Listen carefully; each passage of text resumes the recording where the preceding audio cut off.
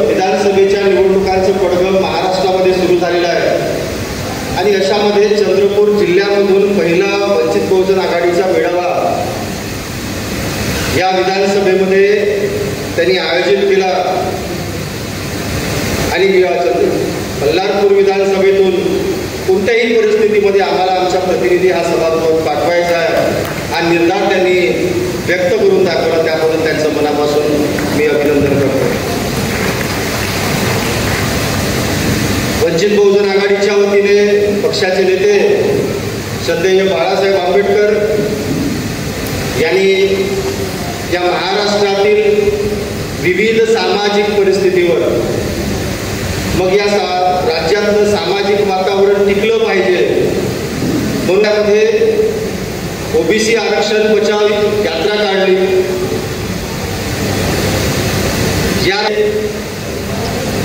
या राज्यामध्ये नाही तर देशामधला तो एक सुप्रीम कोर्टाने दिलेला निकाल आहे. SC ST प्रवर्गामध्ये विभाजन आणि क्रिमिनल लागू करणे हा जो निकाल सुप्रीम कोर्टाच्या माध्यमातून आला या विषयावर एक जनजागृती करण्यासाठी महाराष्ट्रातल्या वेगवेगळ्या मोठ्या शहरामध्ये त्यांनी परिसंवाद घेतले. आपली भूमिका पक्षाची भूमिका आणि आपल्या समोरची आव्हानं ही सर्व जनतेसमोर बाळासाहेब या महाराष्ट्रामध्ये मांडत आहेत. मित्रांनो, या सर्व परिस्थितीमध्ये आपली भूमिका काय ही सर्वात महत्वाची आहे. कारण तर आपण पक्षाचे पदाधिकारी आहोत, पक्षाचे कार्यकर्ते आहोत. आपली नाड ही डायरेक्ट जनतेशी जोडलेली असते. म्हणून मग पक्षाचा कार्यकर्ता जो जनतेमध्ये भूमिका मांडतोय त्या भूमिकेतून पक्षासाठी एक वातावरण निर्माण होते.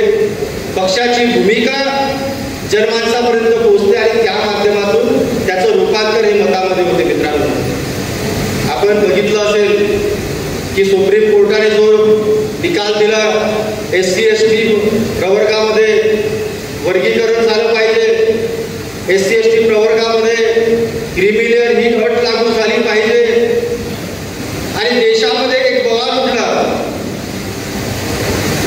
देशामध्ये एक बवाल उठला की ज्या आरक्षणाच्या माध्यमातून आमच्या पिढ्या ह्या दुरुस्त झाल्या, आमच्या काही पिढ्या ह्या शासकीय नोकरीमध्ये लागल्या, त्याच आरक्षणाच्या माध्यमातून आमचे विद्यार्थी यांनी उच्च शिक्षण घेतलं. म्हणजे आमच्या सर्वांगीण विकासाचे जे मार्ग आहेत ते मार्ग बंद करण्याचं काम सुप्रीम कोर्टाच्या वतीनं या निर्णयाच्या माध्यमातून झालं आहे. मला वाटते की सुप्रीम कोर्टाचा हा निर्णय पारदर्शी असेल असं मला वाटत नाही. याचं कारण सुद्धा काही दिवसापूर्वी तुम्हाला माहीत असेल की भारतीय जनता पार्टीला ईडीच्या माध्यमातून आणि सुप्रीम कोर्टाच्या माध्यमातून जे जे साध्य करायचं असते ते त्या स्वायत्त संस्थेच्या मार्फत तो साध्य करीत असतो आपण बघितलं आहे. मग विरोधी पक्षाच्या माध्यमातून विरोधी पक्षाच्या नेत्यावर ईडीच्या लागलेल्या चौकशा असोत की मग सुप्रीम कोर्टाच्या माध्यमातून विरोधी पक्षाच्या विरोधामध्ये निर्णय आपल्या बाजूने घेण्याचे प्रयत्न असो हे संपूर्ण देशाने बघितले आहे.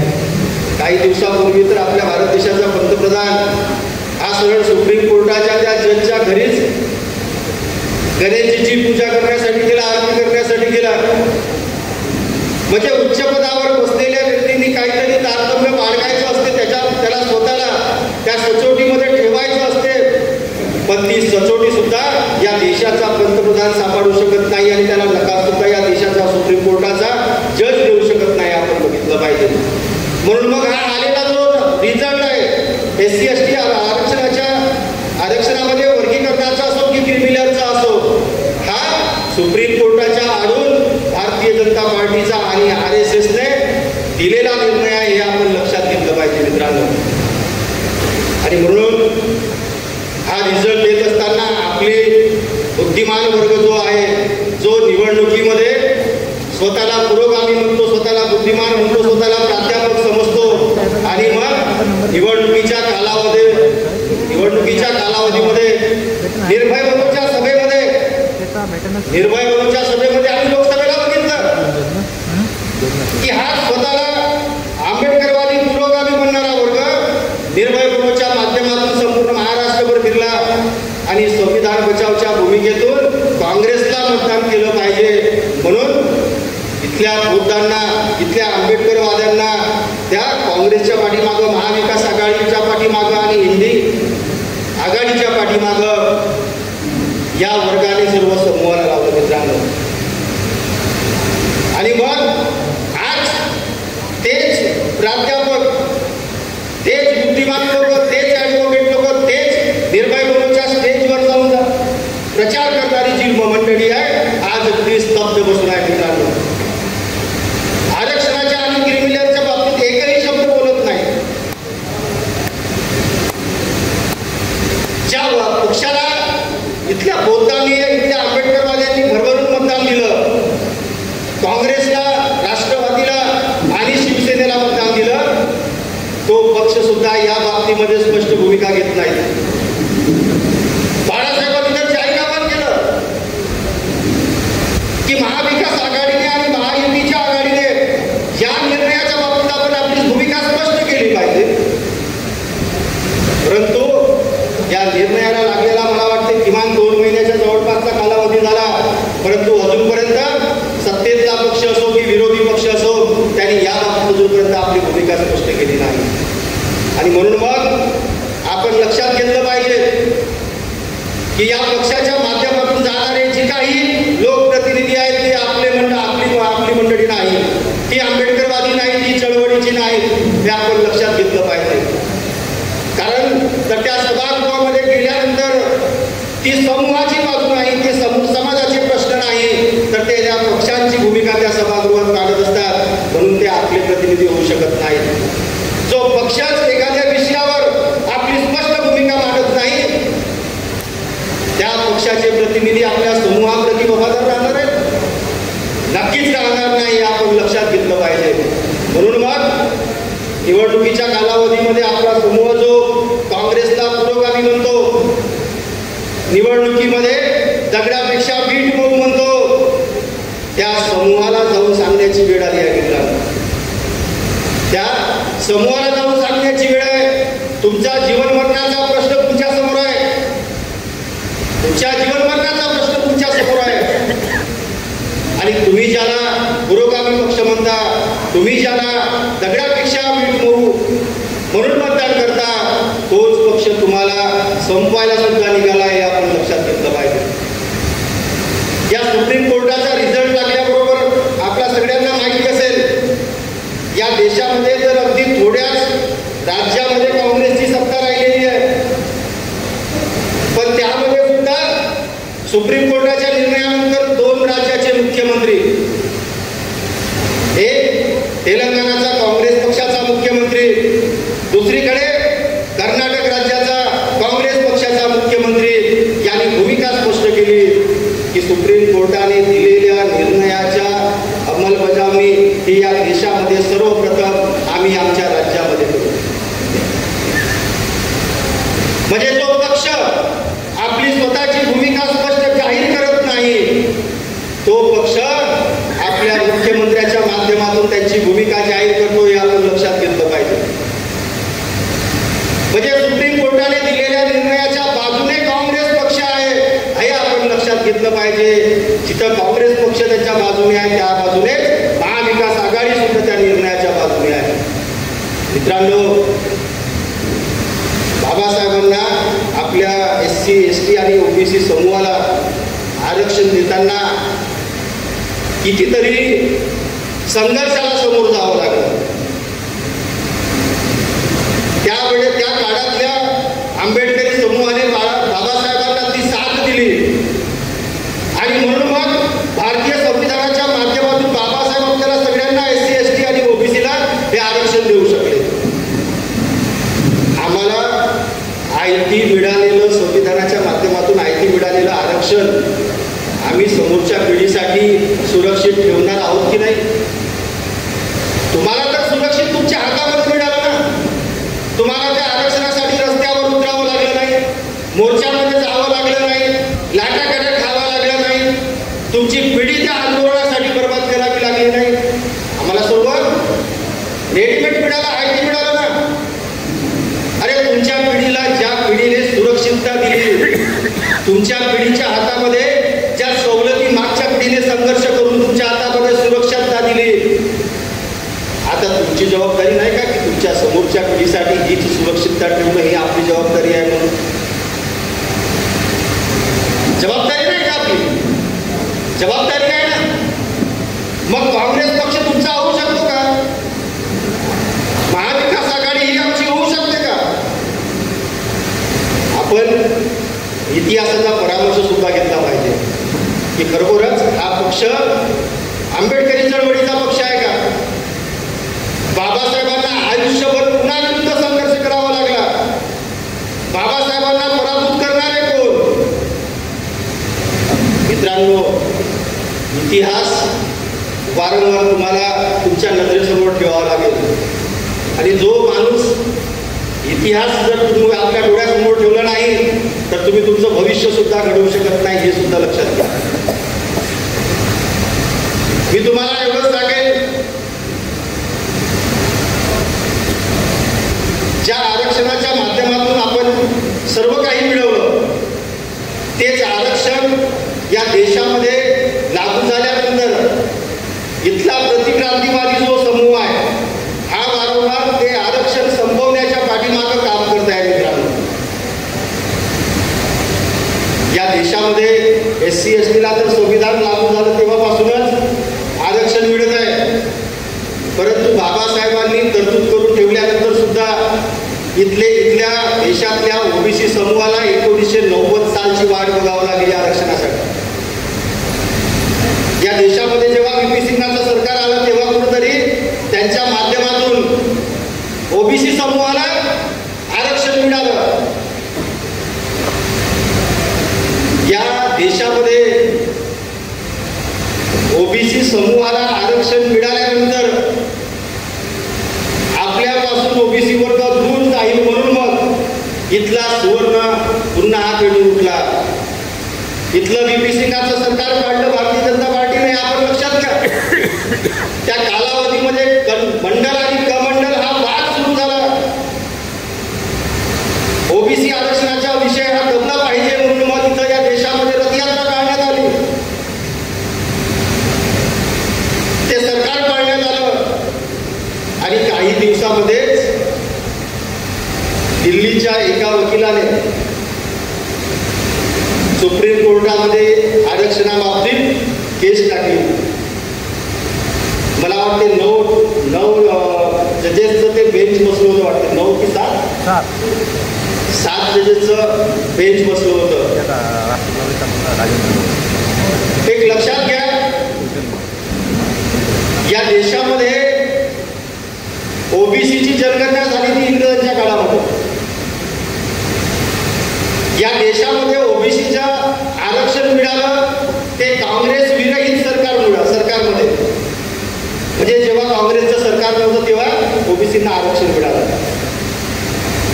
परंतु या देशामध्ये तुम्हाला माहिती आहे का की सर्वप्रथम आर्थिक निकषावर आरक्षण कोणत्या पंतप्रधानांनी दिलं?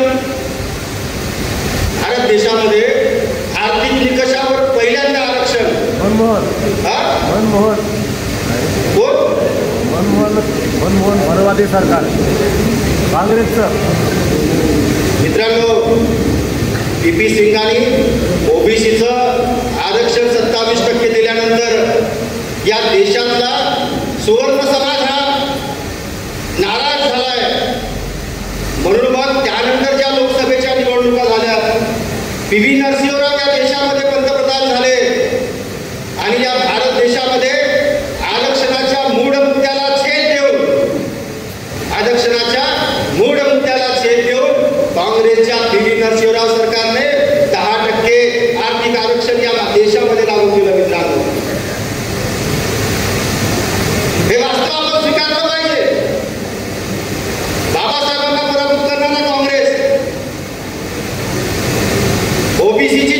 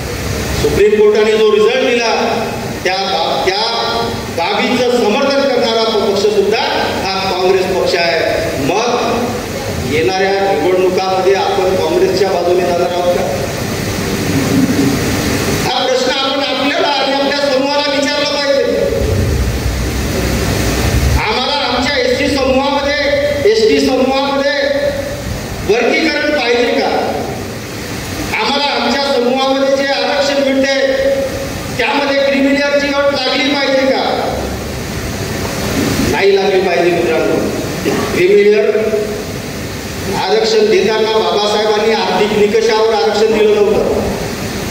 ज्या समूहाला वर्षोनवर्षे सर्व सुविधेपासून वंचित ठेवलं गेलं होतं, शिक्षणापासून असो, धनसंचयापासून असो, इथल्या व्यवसायापासून असो, सर्वच प्रगतीच्या वाटा रोवून ज्या समूहाला वर्षोनवर्ष बाजूला सरलं गेलं होतं, त्या समूहाला सामाजिकदृष्ट्या मागासलेपणामुळं सामाजिक मागासलेपणामुळं आरक्षण ही संकल्पना SC ST आणि OBC समूहाला लागू झाली होती. म्हणजे मग जे स्वतः आम्ही संविधान वाचवण्यासाठी निघालो म्हणताय, त्याच संविधानामध्ये आरक्षण ही तरतूद आहे ना. जे संविधान वाचवण्यासाठीची भाषा राहुल गांधी पासून तर त्यांच्या राज्याच्या नेत्यापासून तर इथल्या जिल्ह्याच्या नेत्यापर्यंत काँग्रेसची बोलतात. अरे त्याच संविधानामध्ये आरक्षणाची तरतूद आहे. तेच संविधान तुम्ही बदलवायला निघाले आहे. तेच संविधान तुम्ही संविधानाचा मूळ ढाचा बदलवायला निघाले आहे. BJP तर आमचा हा शत्रू आहे, तो आमचा खुला शत्रू आहे. आम्ही खुल्या शत्रूशी 2 हात संघर्ष करतच आहोत. परंतु छुपे शत्रू जे आहे, छुपे शत्रू आपल्याला आपल्यामध्ये ओळखावे लागतील मित्रांनो. आणि म्हणून मग या सुप्रीम कोर्टाच्या निर्णयाच्या बाजूने काँग्रेस पक्ष हा उभा राहिलेला आहे. या निर्णयामुळे आपल्या समूहाची, SC ST समूहाची काय अवस्था होणार आहे लक्षात घ्या मित्रांनो. एक साधारण शासकीय ऑफिसमध्ये जर एक चपराशी असेल तर त्याचं वार्षिक उत्पन्न जे आहे ते किमान 8 लाखाच्या 10 लाखाच्या घरामध्ये जाते, चपराशी असेल तरी. आणि मग आज OBCची जे क्रिमिलियरची अट आहे, मला वाटते ती 8 लाखाची आहे. म्हणजे शासकीय कर्मचारी जो आहे, तो चपराशी व्यक्ती आहे, त्याचं उत्पन्न जर 8 लाख रुपये असेल तर तो त्याच्या मुलांना शैक्षणिक सुविधेपासूनही तो बाजूला गेला. त्याला शैक्षणिक सुविधामध्ये कोणतंही आरक्षण मिळणार नाही, नोकरीमध्येही आरक्षण मिळणार नाही. आणि आरक्षणाची जे आरक्षण आहे ते त्या कुटुंबासाठी, त्या पिढीसाठी संपल्यागतच जमा झाली आहे मित्रांनो. म्हणजे मग आम्ही एखादा 8 लाख रुपये, मला सांगा की जो 40-50 हजार रुपये जर कमवत असेल, एक व्यावसायिक जरी असेल, त्याचंही उत्पन्न हे वार्षिक 8 लाखाच्या जवळपास जातेच आहे. म्हणजे मग आज आरक्षणाच्या माध्यमातून आम्ही आर्थिकदृष्ट्या जो काही सुदृढ झालेलो आहोत, जे काही आर्थिक संचय करून ठेवला आहे, आज आम्हाला असं वाटतं की मला कोणत्याही समूहाची गरज नाही, कोणत्या संघटनेची गरज नाही, मला कोणत्याही राजकीय पक्षाची गरज नाही असं जर मला वाटत असेल तर आम्ही भ्रमामध्ये आहोत. आम्ही भ्रमामध्ये आहोत. कारण तर स्वतःच्या सुप्रीम कोर्टाच्या मुख्य न्यायाधीशपदी मी आरूढ झालो पाहिजे म्हणून आंबेडकर चळवळीतलं एक काळा धब्बा असलेलं नाव, ज्याने आंबेडकरी चळवळ, राजकीय चळवळ उद्ध्वस्त केली, ते आपल्या विदर्भातीलच नाव म्हणजे Rasu Gavai. Seat of no सीटचा फॉर्म्युला आंबेडकरी चळवळीला देणारे, आंबेडकरी चळवळ संपवणारे रासू गवई यांचे दुसरे सुपुत्र सुप्रीम कोर्टाचे जज आहेत. त्यांना सुप्रीम कोर्टाच्या मुख्य न्यायाधीशपदी बसायचं आहे. आणि म्हणून मग इथल्या BJPची कशी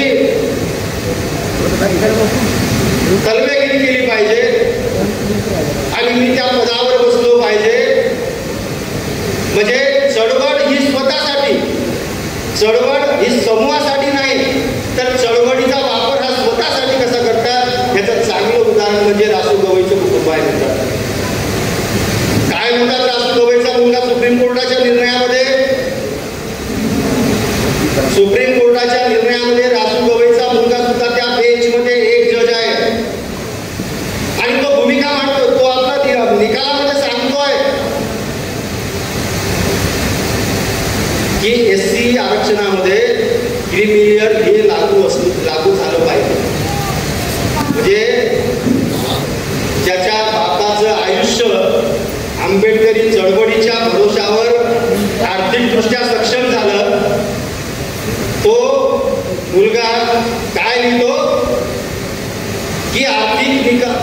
SC आरक्षणामध्ये क्रिमिलियर लागू झालं पाहिजे.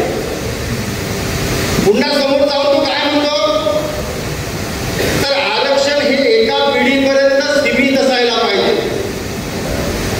आरक्षण हे एका पिढीपर्यंत सीमित असायला पाहिजे. म्हणजे एका पिढीने जर SC आरक्षणाचा फायदा घेतला असेल तर त्यांच्या कोणत्याच पिढीला भविष्यात SC आरक्षणाचा फायदा मिळाला नाही पाहिजे. ST आरक्षणामध्ये एका पिढीने जर तो फायदा घेतला असेल तर समोर ST समूहातील कोणत्याच पिढीमध्ये तो फायदा मिळाला नाही पाहिजे. ही भूमिका रासू गवई यांचे सुपुत्र, आंबेडकरी चळवळीचे नेते म्हणणारे जे रासू गवई आहेत त्याचे सुपुत्र हे त्याच्या जजमेंटमध्ये मांडतात मित्रांनो. म्हणून मग लक्षात घ्या की ज्या आरक्षणाच्या माध्यमातून आम्ही कमीत कमी इथपर्यंत आलो, याच्या समोर आमची अवस्था कशी होणार आहे हे आपण लक्षात घेतलं पाहिजे. तुमच्या जवळचा असणारा जरी आज पैसा असला आणि या सुखसुविधा जरी पूर्ण संपल्या तर तुमचा तो पैसा संपायला जास्त वेळ लागणार नाही. आणि मग तुमचे जे काही त्या संविधानाच्या माध्यमातून आम्हाला आरक्षणाच्या माध्यमातून संरक्षण होतं ना, ते संरक्षण जर निघालं ना, कोण येणार आहे तुम्हाला वाचवायला? कोण येणार आहे तुम्हाला वाचवायला? आणि मग आम्हाला आमची स्वतःची सुरक्षितता, आमच्या समोरच्या पिढीची सुरक्षितता जर आम्हाला करायची असेल तर या राज्यामध्ये, या देशामध्ये आम्हाला इथलं महाविकास आघाडी बाजूला सारून, महायुती बाजूला सारून एक तिसरा सक्षम असा पर्याय या महाराष्ट्रामध्ये आपल्याला उभं करावं लागणार आहे मित्रांनो. कारण तर हे जे पर्याय आहेत ना, ज्यांना तुम्ही भीट म्हणता, जे जहालपंथवादी म्हणता, या पक्षाच्या बॅनरवर तुमच्या समूहाची लोक, मग ती SCची असो, STची असो की OBCची असो, हे त्या पक्षाच्या बॅनरवर निवडूनही जरी गेले तरी ते तुमचे प्रश्न त्या सभागृहात मांडणार नाही. तिथं भूमिका कोणते मांडणार आहेत? काँग्रेसवाले काँग्रेसची भूमिका मांडणार आहेत, BJPवाले BJPची भूमिका मांडणार आहेत. तुमच्या समूहाचे तळागाळातले प्रश्न त्या सभागृहात मांडणार नाही. आणि म्हणून मग आम्हाला त्या सभागृहामध्ये कोण पाहिजे, तर सभागृहामध्ये तुमचे आमचे जनसामान्याचे प्रश्न उचलणारा जनप्रतिनिधी पाहिजे, चळवळीचा जनप्रतिनिधी पाहिजे. आणि या महाराष्ट्रात आज बाळासाहेब आंबेडकरांशिवाय तिसरा पर्याय कोणी नाही मित्रांनो. हे लक्षात घेतलं पाहिजे आपण. आम्ही लोकसभेमध्ये काही प्रमाणात कमी पडले असू, आम्ही कमीच यासाठी पडलो की आम्ही सक्षमपणे निवडणुका लढल्यात, परंतु आमच्याच बुद्धिवादी वर्गाने समूहामध्ये जाऊन, विहारामध्ये जाऊन एक वेगळी परिस्थिती निर्माण केली, काँग्रेसच्या बाजूची परिस्थिती निर्माण केली, संविधान धोक्यामध्ये आहे परिस्थिती निर्माण केली. संविधान धोक्यामध्ये आहे, संविधान बदलणार आहे, ही तर वंचितची भूमिका होती. आणि यासाठी बाळासाहेब आंबेडकर मागील 7-8 वर्षापासून सातत्याने जनजागृती करत आहेत. परंतु हा मुद्दा वंचित बहुजन आघाडीपेक्षा काँग्रेस पक्षाने जास्त मोठ्या प्रमाणात त्याचा पोपगंडा केला. पोपगंडा जास्त याच्यासाठी केला मित्रांनो, मीडिया त्यांच्या हातामध्ये आहे, पैसा त्यांच्या हातामध्ये आहे, साधन संपत्ती त्यांच्या हातामध्ये आहे. वंचित बहुजन आघाडीकडे ही साधनं आमच्या प्रचाराची नाही. आणि म्हणून मग आम्ही त्यांच्या त्या प्रचाराला कुठेतरी बळी पडलो आणि लोकसभेमध्ये या महाराष्ट्रामध्ये वंचित बहुजन आघाडी काही प्रमाणात मागे राहिली आपण वास्तव आहे. परंतु 2019च्या निवडणुकीमध्ये आम्ही जे प्रदर्शन या महाराष्ट्रात केलं, ते प्रदर्शन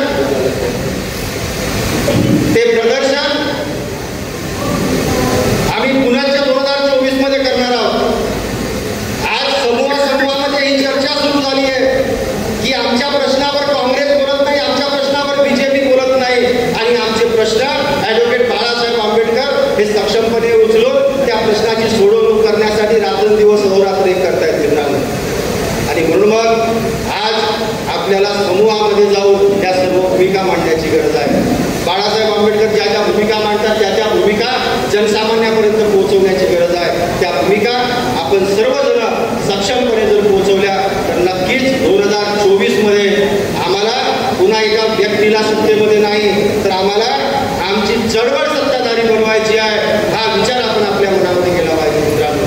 आणि मला आशा आहे की आपण सर्व 2024च्या या विधानसभेच्या नंतरच्या निवडणुकीमध्ये वंचित बहुजन आघाडीला सत्तेमध्ये पोहोचवण्यासाठी अहोरात्र एक कराल आणि आपले उमेदवार निवडाल. आपण आपल्या या कामामध्ये यशस्वी व्हाल ही अपेक्षा व्यक्त करतो आणि माझं वक्तव्य मी तेच थांबवतो. जय भीम. धन्यवाद. धन्यवाद किशोर भाऊ. यानंतर बऱ्याच वेळापासून ज्या क्षणाची आपण सर्व वाट पाहत होतो तो क्षण आलेला आहे. अवघ्या काही वेळात निलेश भाऊ विश्वकर्मा आपण सर्वांना मार्गदर्शन करतील. तत्पूर्वी त्यांच्या संमतीने मूल, पोंभुर्णा आणि बल्लारपूर या विधानसभा क्षेत्रातील महिला आघाडी आपलं स्वागत करू इच्छिते. तर मूल शहराची जी महिला आघाडी आहे त्यांना निलेश भाऊ यांचं स्वागत करायचं आहे. तर मी त्या पूर्ण महिला कार्यकारिणीला मंचावर आमंत्रित करतो की त्यांनी तातडीने मंचावर यावं. संपूर्ण मूल महिला आघाडी या सर्वांनी, आघाडीचे सर्व पदाधिकारी आणि कार्यकर्त्या यांनी तातडीने मंचावर यावं.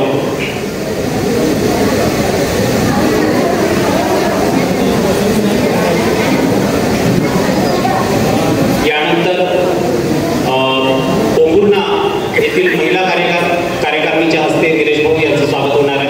तत्पूर्वी मूल येथील महिला आघाडीच्या सर्व कार्यकर्त्यांनी तातडीने मंचावर यावं. वेळेचा अभाव आहे त्यामुळे तातडीने येऊन निलेश भाऊ यांचं स्वागत करावं.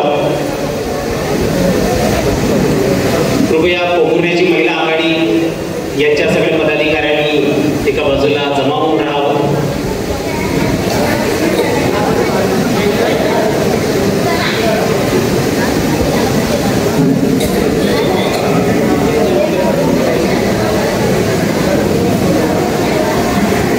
पोंभुर्णाची शहर आणि तालुका महिला कार्यकारिणी यांच्या सदस्यांना मी इथे बाजूला आमंत्रित करतो की त्यांनी पूर्वीच इथे येऊन उभं राहावं.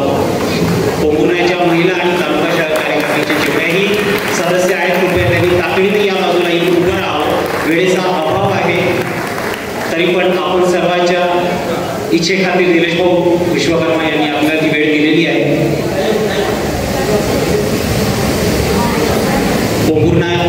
पोंभुर्णाच्या जेवढ्याही महिला पदाधिकारी आहेत त्यांनी या बाजूला येऊन उभं राहावं.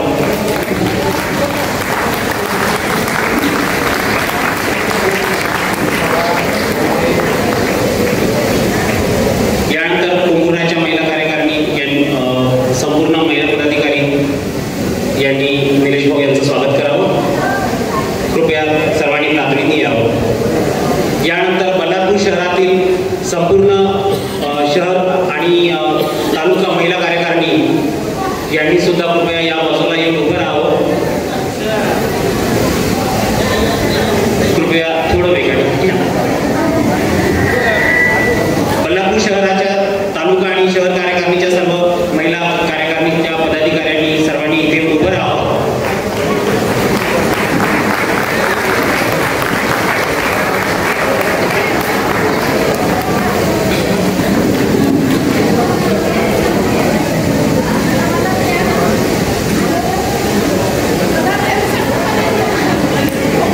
विसापूरच्या ज्या महिला पदाधिकारी आहेत यांना पण मी विनंती करतो की त्यांनी सुद्धा मंचावर यावं.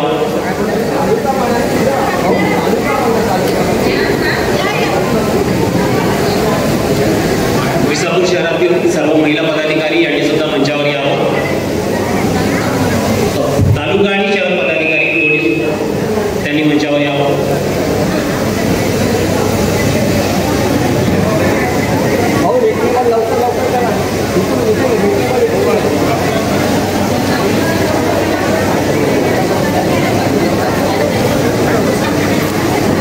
इकडून उतरा.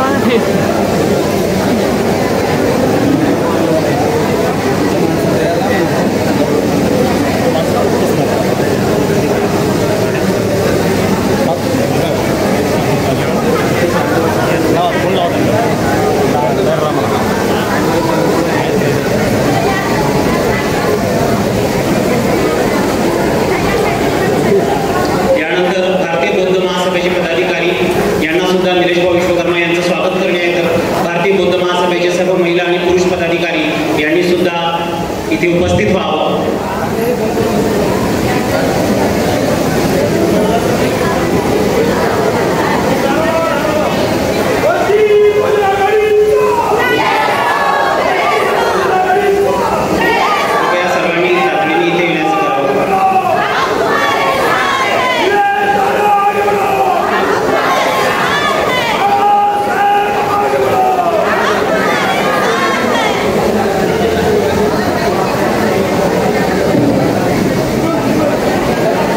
कृपया सर्वांनी त्या बाजूने उतरावं.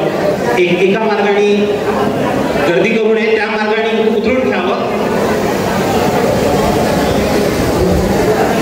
विसापूरच्या महिला सुद्धा इथे उपस्थित आहेत, त्यांनी सुद्धा कृपया तातडीने निलेश भाऊ यांचं स्वागत करा.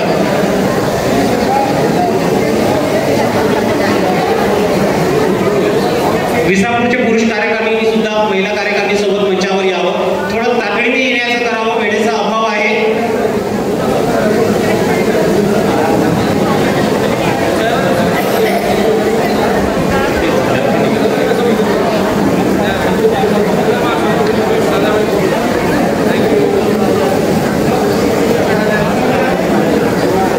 त्यानंतर स्वागत झाल्यानंतर येथील महिलांना माझी विनंती आहे, कृपया त्या मार्गाने थोडं वेगात उतरण्याचे करावे. कृपया सर्वांनी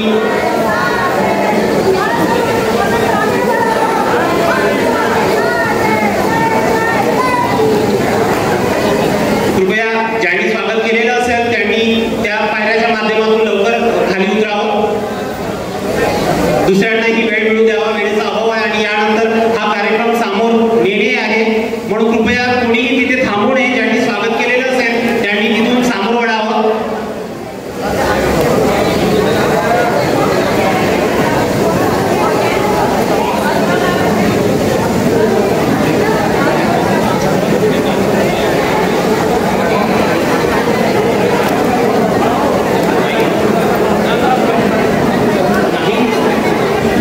पुणेकर जिल्हा उपाध्यक्ष युवक आघाडीचे, अश्विन शेटे जिल्हा उपाध्यक्ष युवक आघाडी, सुदेश शिंगाळे, शुभम नागापुरे शहर अध्यक्ष, अनिकेत आणि नकुल, आपण सर्वांनी मंचावर यावं. आपण सर्वांना विनंती करतो, आपण सर्वांनी मंचावर यावं. सर्वांना सांगून देतो, कोणत्याही संघटनेत कोणत्याही पक्षात सर्वात महत्त्वाचा रोल जो असते तो कोणाचा असते? कार्यक्रम युवांचा असतो. गाडी पाहिली काय? गाडीत किती चाक असतात? दोन.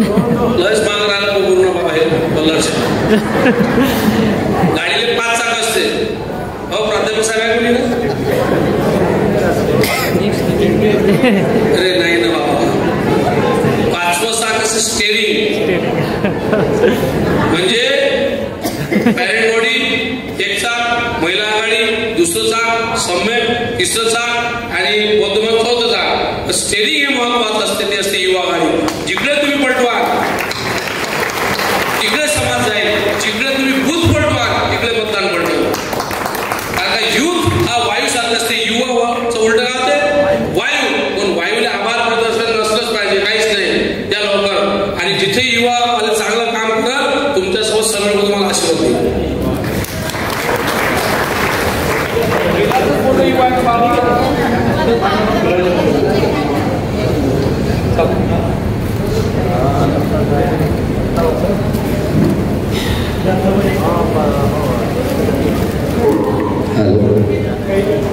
वंचित बहुजन आघाडीच्या, वंचित बहुजन आघाडीच्या. यानंतर स्वागत झाल्यानंतर युवकांचा मी माझे शहर अध्यक्ष जे होते आमचे अधिकारी कृपया तातडीने इथे येऊन जमा व्हावं. सोबत चंद्रपूर जिल्ह्याचे सुद्धा तालुका युवा आघाडीचे पदाधिकारी यांनी सुद्धा तातडीने इथे जमा व्हावं.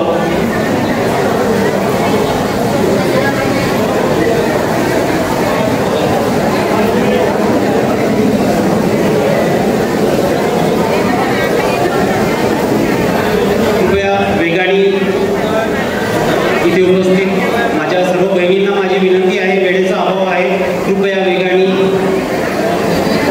मी काय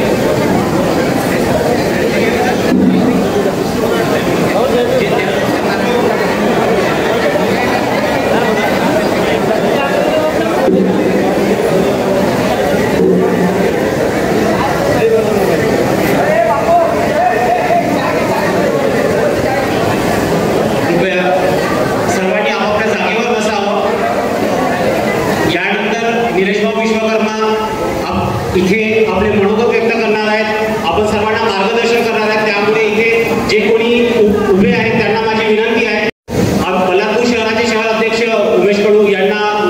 विश्वकर्मा यांच्या संदर्भात काही बोलायचं आहे. निलेश दादांचा माझा परिचय नागपूरला झाला होता. तिथे सुजात दादा आणि निलेश दादा दोन्ही होते. तिथला एक किस्सा मला सांगायचा होता, तो मी मगाशी विसरून गेलो काही वेळेअभावी. निलेश दादांचा जो मी राग बघितलेला आहे, जो वचन बघितलेला आहे, तो नागपूरच्या त्या मेळाव्यामध्ये आलेल्या कार्यकर्त्यांची गाडी तिथल्या पीआयने चालन केली होती. 2 गाड्या होत्या 4 व्हीलर.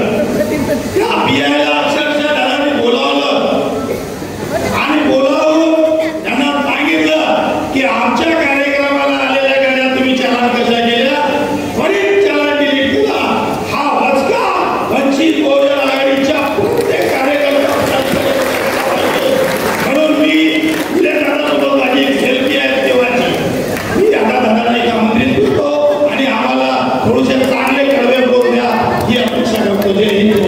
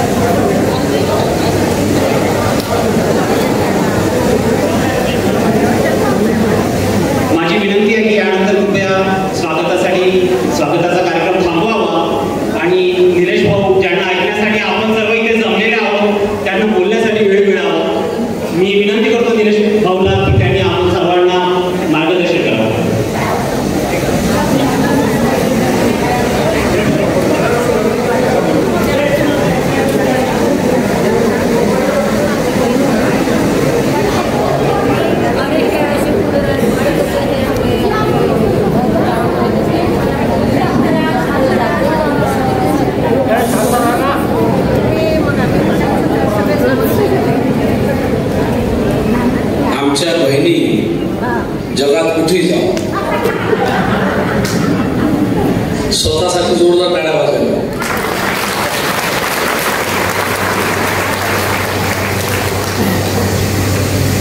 खऱ्या अर्थानं आज या ऐतिहासिक नगरीत जी भक्त बुलंदर शहापासून होत आलेलं आहे बल्लार शाह, त्यासोबतच मूल आणि ओगुर्णा अशा 3 तालुक्यातील या विधानसभा क्षेत्रातला आणि या जिल्ह्यातला पहिला मेळावा, या विधानसभा निवडणुकीच्या आधी असलेला हा मेळावा आणि या मेळाव्याला उपस्थित आमच्या सर्वांचे नेते, या जिल्ह्याची सर्वात मोठी धडाडीची बोट जे नेहमी मानतात असं सुंदर त्यांचं वक्तव्य झालं. माझे सहकारी कुशलभाऊ मेश्राम राज्य कार्यकारी सदस्य आहेत.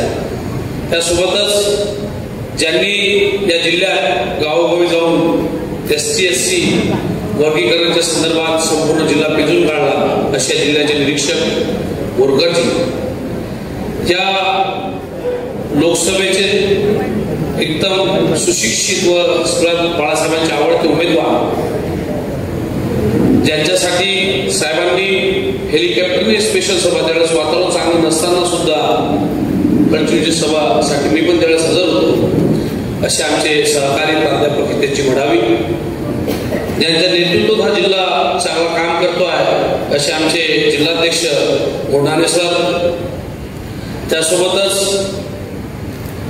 ज्या बहिणीच्या आग्रहास्तव इथं आलो अशी आमची बहीण या जिल्ह्याची अध्यक्ष आहे कविताताई गोरकर, त्यासोबतच तालुकाध्यक्ष महिला आघाडी निर्मताई साव, रेखाताई पांगळे शहराध्यक्ष, ॲडव्होकेट अक्षय भोयेकर जिल्हा महासचिव, मधुकरजी कराडे जिल्हा महासचिव, लोकेशजी झाडे सम्यकचे जिल्हाध्यक्ष, यासोबतच उमेश कडू अध्यक्ष शहर, ॲडव्होकेट मारकवाडजी तालुकाध्यक्ष, अविनाशजी वाळके तालुकाध्यक्ष मोगुर्णा, अभिलाषजी चुनारकर आमचा युवाचा अध्यक्ष, त्यासोबतच शुभमजी दानापुरे युवा शहर अध्यक्ष, वनमालाजी चाहे मूल अध्यक्ष, उषाताई दुर्गे, संदीपजी दवे ज्यांचं मोठं मोठं बाहेर बघितलं अशा आमच्या जिल्ह्याचे उपाध्यक्ष, त्यासोबतच सिद्धार्थजी पुणेकर जिल्हा उपाध्यक्ष, सत्यभामा ताई जिल्हा सल्लागार, बबिताताई भडके, तुर्याजी कराडे, विनाताई कराडे शहर अध्यक्ष,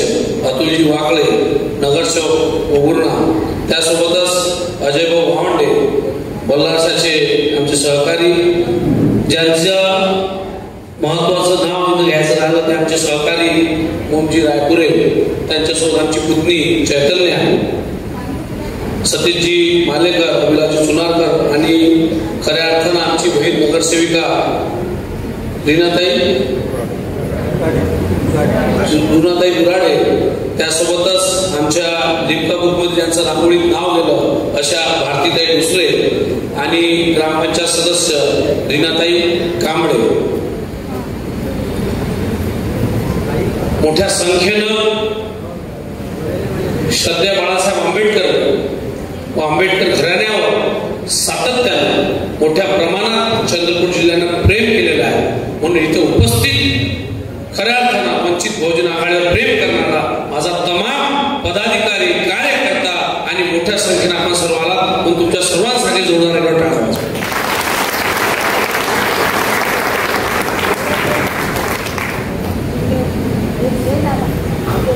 सरांनी मांडताना भूमिका मांडली, राजेश भाऊंनी, कुशल भाऊंनी एसटी एससी ओबीसी वर्गीकरणाच्या संदर्भात ज्या महाराष्ट्रात त्या देशात सर्वात पहिले जर कोणी भूमिका घेतली असेल तर श्रद्धेय बाळासाहेब आंबेडकरांनी घेतली आणि चीफ जस्टिस कुशलजी गवई यांनी ज्या बेंचवर निर्णय दिला त्यांच्या विरोधात बोलण्याची ताकद सर्वात पहिले बाळासाहेबांनी तो ट्विट केला, कारण मी त्या जिल्ह्यातच राहतो, त्यांनी सांगितलं सर्वात पहिले तुम्ही डिझाईन केलं पाहिजे, म्हणजे एवढं धाडस एवढी भूमिका या महाराष्ट्रात घेत असेल तर ते फक्त श्रद्धेय बाळासाहेब आंबेडकर. त्या अनुषंगानं त्याचे काय काय फायदे तोटे सर्वांनी तुम्हाला माहीत आहे, आम्ही नव्यानं सांगण्याची गरज नाही, पण हे करत असताना कुठंतरी ते कुशलभाऊ सांगत होते पोटतिडकीनं ती भूमिका अत्यंत महत्वाची. ती भूमिका तुमच्या लक्षात आली का मला माहित नाही, आली का? मी भाषण करू की संवाद साधू? संवाद साधला ना, भाषण तर भरपूर ऐकलं. या लोकसभेत निवडणुकीच्या आधी काय झालं, कोणाला असं वाटतं लोकसभेत काय करायला पाहिजे?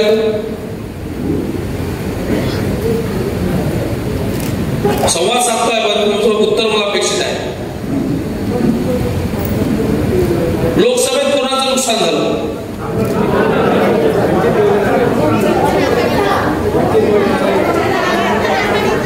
अजून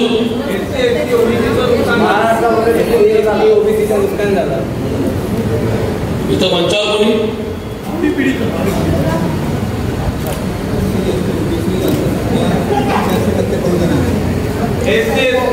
नुकसान झालंय,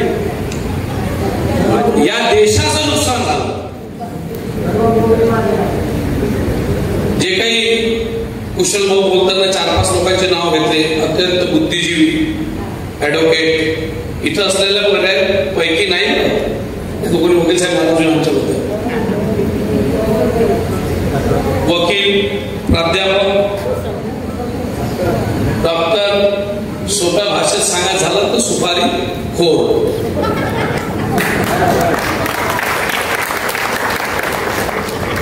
करू शकतो.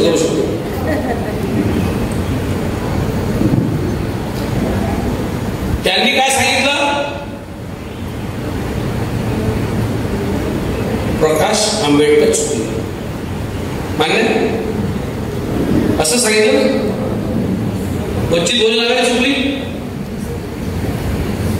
तुमच्या सर्वांच्या माहितीसाठी सांगतो, या महाराष्ट्रात नव्हे देशात सर्वात पहिले जर नरेंद्र मोदीच्या विरोधात कोणी बोलत असेल तर ती सुरुवात आम्ही केलेली आहे, आमच्या पक्षाने केलेली आहे.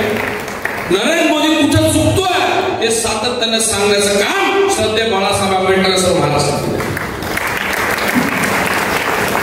1 वर्ष आधीपासून या मंचावर जेवढे पदाधिकारी त्यांना सर्वांना माहीत आहे, प्रत्येक ठिकाणी आपण जाऊ संविधान बचावाच्या संदर्भात यात्रा काढलेली आहे, संविधान बचावाची भूमिका घेतलेली आहे. आणि कसं भाजप हे संविधानाच्या विरोधात आहे हे सातत्याने आपल्या 10 वक्त्यांनी एक सभेत सांगितलं. 2-2, 3-3 लाखाच्या सभा व्हायच्या, त्याच्यातून एकच थेट मेसेज राहायचा. काय राहायचा? भाजपला पाळा. आणि भाजपला पाळा जेव्हा आपण निवडणुका पुढे गेलो त्यावेळेस, जेव्हा निवडणुकीला पुढे जात असताना जेव्हा उमेदवार मतदानाचा दिवस आला त्यावेळेस आपल्याला असं वाटलं की आपल्याला भाजप पाळायची आहे हे सर्व कार्यकर्त्याला माहित होतं. कारण संविधानाची लढाई होती आणि संविधान संसदेत बनतो, संसदेला आपले प्रतिनिधी गेले पाहिजे. पण मतदान जेव्हा आपला गेला तेव्हा लक्षात आलं आपल्याला भाजपला मतदान करायचं नाही. आणि वंचितचा जो आपण उमेदवार दिला तो त्या ताकदीने उभा नाही किंवा ती यंत्रणा नव्हती. यंत्रणा काऊन नव्हती? कारण की ज्या लोकांनी सातत्यानं सत्तेपासून पैसेपासून पुन्हा सत्ता मिळवली त्यांच्याकडे साधनं होती. मी चंद्रपूरला आलो, प्रचाराला बघितलं, ज्या ताकदीचा प्रचार चंद्रपुरात झाला दोन्ही नेत्याकडून, किती रुपये खर्च आहे भाऊ? तुम्ही पाहिले की नाही निवडणूक? जेवढे रुपये त्यांच्या बोर्डवर खर्च झाले तेवढे आपल्या दोन्ही उमेदवाराचा खर्च, एवढे मोठे होर्डिंग त्यांची होती. म्हणून त्यांच्याकडे साधन होती. तो उमेदवार आपला मतदाराला भाजपला मतदान करायचं नाही आहे, मग त्यांनी मतदान कोणाला केलं? तुतारीला केलं, काँग्रेसला केलं, सेनेला केलं. कारण बाळासाहेबांचा आदेशच होता संविधान वाचवायचा. मग आता पुढचं तुम्ही म्हणा भाऊ हे तर बरोबर आहे, मतदान आपलं नुकसान झालं वंचितचं काहीतरी मला सांगत होतं. अजिबात नाही. जर महाराष्ट्रात त्यांनी आपल्यासोबत आले असते त्याचे 5-7 खासदार वाढले असते की नाही? मान्य आहे. आणि श्रद्धेय बाळासाहेब आंबेडकर जर देशात फिरले असते तर किती खासदार वाढले असते भाऊ? किती? 20 ते 30, 25 ते 30. कारण ज्या बाबासाहेबांचं नाव घेऊन मायावतीजी म्हणा, उत्तर प्रदेशमध्ये म्हणा अखिलेश यादव म्हणा, बिहारमध्ये लालू यादव म्हणा, अखिलेश म्हणा, तेजस्वी म्हणा, किंवा दिल्लीत अरविंद केजरीवाल म्हणा, जर बाळासाहेब संपूर्ण देशात फिरले असते तर किती खासदार वाढले असते? मग पंतप्रधान कोण झाला असता भाऊ? जोरात सांगा. नुकसान कोणाचं झालं? देशाचं नुकसान. ज्या मोदीला बिलकुल आपण जे सांगतोय ते बरोबर बुच जी सेबीची अध्यक्ष आहे तिचं प्रकरण निसरता निसरत नाही आहे. आणि पार्टी करायला कुठे गेला? जस्टिस चंद्रचूड साहेब. त्याचा जेलमध्ये जायची वेळ आलेली आहे आणि मग तो कुठं चाललाय? चीफ जस्टिस ऑफ इंडियाच्या घरी. म्हणजे ही भूमिका तुम्हाला लक्षात घेतली पाहिजे. तुम्हाला हेच माहित नाही नुकसान आपलं नाही झालं तेवढा छाती ठोकणे तुम्ही सांगितलं पाहिजे. बाबूरे वंचित आघाडीचं नुकसान नाही झालं, नुकसान तुमचं झालं, तुम्हालाही पंतप्रधान करणार. म्हणून तुम्ही आत्मविश्वासाने पुढे गेले पाहिजे. आपण म्हणून आपलं नुकसान झालं, आपलं नुकसान झालं, आपण लढणार आहोत का? आणि याच्या विधानसभेत काय वेगळं भाऊ? आता विधानसभेत संविधान आहे काय? संविधान कुठं बनते? दिल्लीत बनते. म्हणजे आता जे आपल्याकडे सातत्याने सांगते भाजपने फक्त संविधान येते असं तसं सांगते ना. ही भूमिका तुम्ही ताठमाने सांगितली पाहिजे. हितेश भाऊने सांगितले की या परिसरात सर्वात मोठी पार्टी गोंडवाना आहे. एसटी समाजासाठी बाळासाहेब सातारे लढत आलेले आहे. आणि दुसरी आदिवासी संघटना कोणती? आदिवासी ट्रायबल पार्टी. या सर्वांचं मिळून एक मोठी बोट या जिल्ह्यात बांधण्याचं काम आपण करतो आहे. म्हणजे येत्या निवडणूक कोणाचा बोलबाला राहील? कोणाचा? अरे आपला.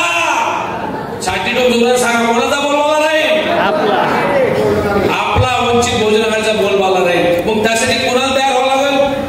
आपल्याला. कोणाला तयार कोणाला व्हावं लागेल? मी तुम्हाला विचारतो, संवाद सुरू आपला, भाषण नाही. आपल्याला तयार व्हावं लागेल. मग आपल्याला तयार व्हावं लागेल म्हणजे काय करावं लागेल? पावडर लावून कमी करून फेअर अँड लवली लावून यावं लागेल का? मग काय करावं लागेल?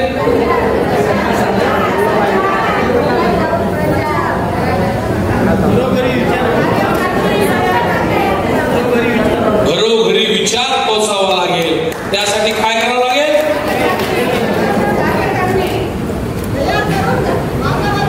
वा, ताईचं नाव सांगा. त्या लवकर नाव सांगा. मायाताई गुरांसाठी जोरदार टाळ्या वाजवा. आता मायाताईला 2 गोष्टीसाठी बोलावलं. एक तर तिनं उत्तर फुलं मस्त दिलं, दुसरं काय आल्याला मला फळक देऊन दिली. का तिकडं माणसाचं जमीन घेतो आणि आमचा बायाचा कोणी?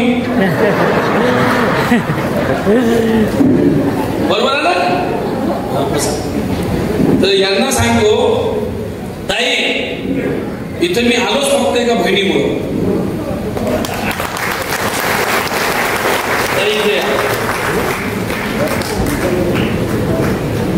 ही कविता ताई तुम्ही सर्व ओळखता.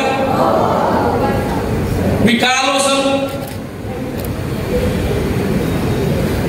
माझं अत्यंत कुशल टाइम सुरू आहे. कुशल भावना माहिती मी मतदारसंघ सोडून नाही राहिला. एक दिवस म्हणजे माझं 10-20 गाव जातं, 10-20 आकडे सुटतात, मंडळ सुटतात. पण या ताईला माझ्या मोबाईलमध्ये भावना सकाळी दाखवलं. कविता ताई जिथं जिथं या मुंबईत महाराष्ट्रात जेव्हा जेव्हा आंदोलन झाले, ही महिला आणि तिच्यासोबत तिच्या सहकार्यांनी 10-20 महिला नेहमी याच्यासोबत पाहिलं. रात्री व्यवस्था तिथं राहावं का नाही राहावं ह्या सर्वजणी हजर होतात. आणि फक्त तेवढं एक प्रेम त्या ताईला प्रत्येक सभेत बघितलं. औरंगाबादला बघितलं, नाशिकला बघितलं, मुंबईत बघितलं, दादरच्या सभेला बघितलं. प्रत्येक ठिकाणी ताई हजर. आणि या बहिणीसाठीच फक्त मी आलो. नाही मी तालुक्याच्या ठिकाणी म्हणाला याचं कारण नाही. आता जिल्ह्याच्या ठिकाणी पण मेळावा येतो. पण या ताईने एवढा आग्रह केला, ताई बसा. अशा बहिणी पाहिजे आहे. त्यामुळे बाळासाहेबांचा विचार म्हणजे त्याचा विचार सुलभतेच्या घरात आहे. चित्र बदलायला वेळ लागणार नाही, आपल्याला बदलावं लागेल. आणि जर आज तुम्ही निश्चय केला, ताईने जे सांगितलं की संघटन बांधावं लागेल आणि संघटन बांधायला तर मग काय करावं लागेल? माया फोटो टाकायचा, त्याचा फोटो कापायचा, असंच ना? मग इथं कसं संघटन सांगा? चांगलं आहे. मी या हॉलच्या बाहेरची गोष्ट सांगलो. एक जिल्ह्यात तालुक्यात नाही काय, तिथं त्याचा फोटो काप, त्याचं नाव काप, त्याचा फोटो उडव, त्याच्यातच वेळ चालवला.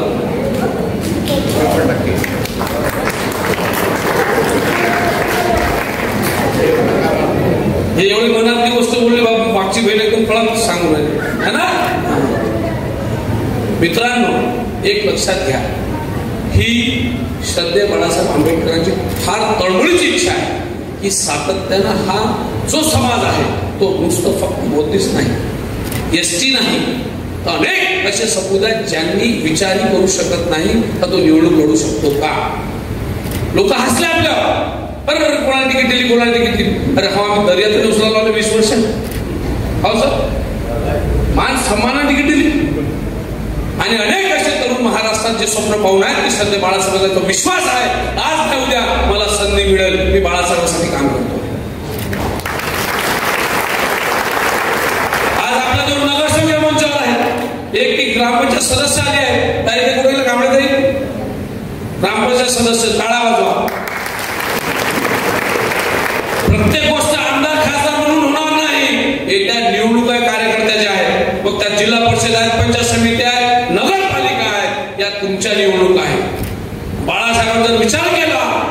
पक्षासोबत तुम्हाला नेहमी बांधत राहिले तर तुम्हाला संधी भेटणार आहे का?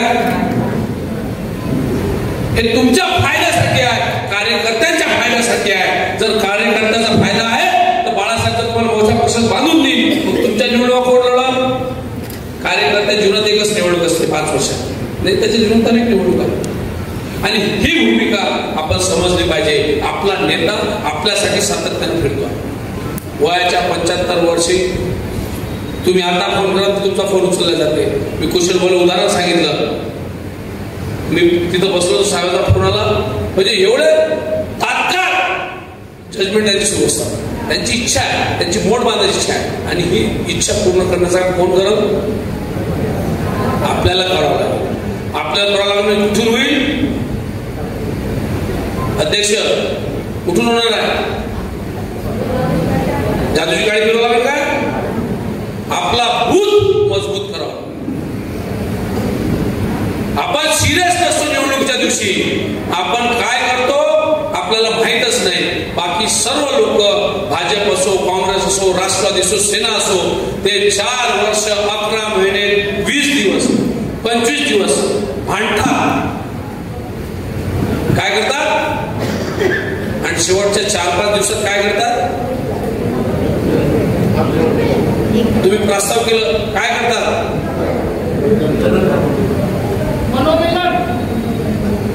ते बूथ बांधतात आणि बूथ जिंकतात. आपलं तर उलटच आहे. आपलं 4 वर्ष 11 महिने 30 दिवस चळवळ अमुक धमुक सारा दुनियाचा ज्ञान सांगून देते आणि मतदानाच्या दिवशी राजेश बोरकर माझा फोन नाही उचलला, त्या कुशल मिश्रा मला पाहिलाच नाही, मला नाश्त्याला बोलावलं नाही, मला ते काय म्हणते फोटो मागं ठेवलं, पुढं ठेवलं. तुमच्याकडे नसेल ना, आमच्याकडे प्रॉब्लेम सांगतो. तुमच्याकडे सर्व सुज्ञ आहे. इथं हुशार आहे का सुज्ञ आहे?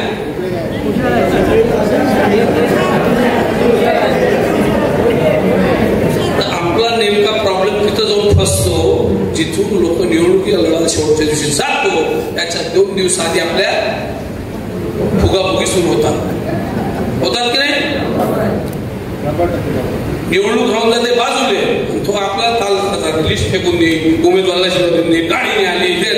अरे तो 5 वर्ष काय केलं? मग जर 5 वर्ष मी प्रामाणिक काम केलं तर माझ्या बूथवर मतं दिसली पाहिजे की नाही? ह्या 5 वर्ष काम करत नाही, शेवटच्या 2 दिवसात छाम्या काय करते? हे यादी घेते, आपल्याला काही विचारलं नाही, आपल्याला पैसे नाही आले बुथचे, आपण काय बरोबर नाही. आम आत्मा मतं कोणाला मिळाली? वंचितले मतं किती? 50, 25, 10, 20. या सभागृहात जो बसला आहे आणि त्याला खरंच वाटत असेल तर श्रद्धेय बाळासाहेबांच्या आंबेडकरांच्या स्वप्नातलं महाराष्ट्र उभं राहायचं असेल तर तुम्हाला निश्चय करावा लागेल माझ्या बूथवर मी काय करू शकतो. आणि माझ्या बूथवर जर करायचं असेल तर बूथ जिंकणं महत्वाचं आहे. बाळासाहेब सांगतात 2 महत्वाच्या गोष्टी. मग त्या दिवशी आपलं एक होतो सोयाबीन विकायचं काम पडलं तरी चालत, पण आपला बूथ मागं राहायचं. अमृतसर साहेबांनी सांगितलं ट्रेनिंगमध्ये की मतदानाच्या दिवशी आपला मोठा प्रॉब्लेम आहे. मतदान दिवशी बूथवर आपण टिकतच नव्हतो. मतदानाच्या दिवशी आपली सासूही वारली, सर्वात जवळचं कोण असते?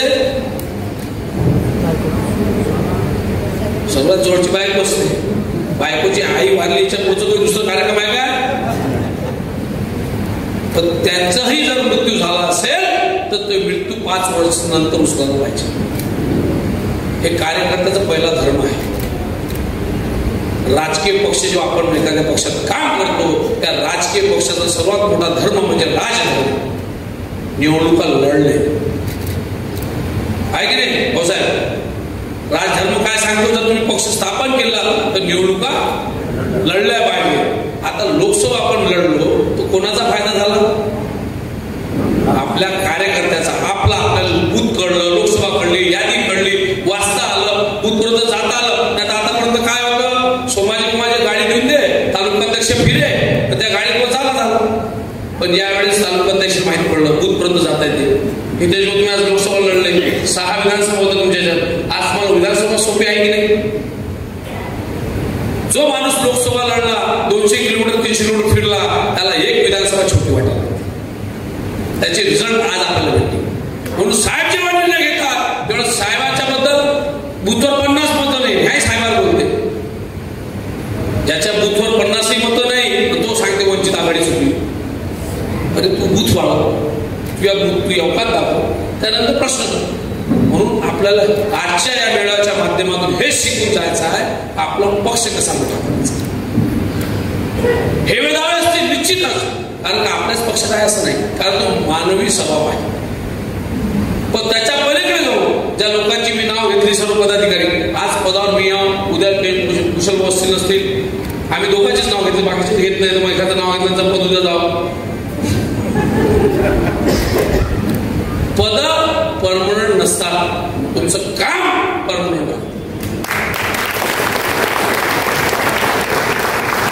आणि सर्वात पद चांगलं म्हणजे कोणतं, जो कोणीच काढू शकत नाही. पद काढू शकते कार्यकर्त्याचं, ते पद आपलं 12 महिने आहे, सर्वात चांगलं आहे.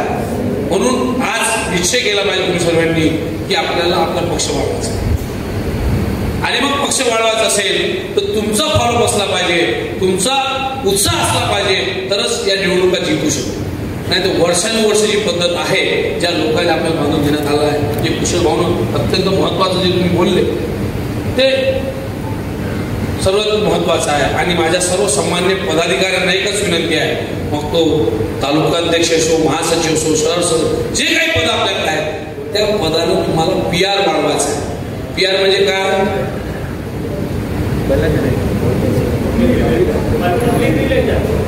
सांग ना.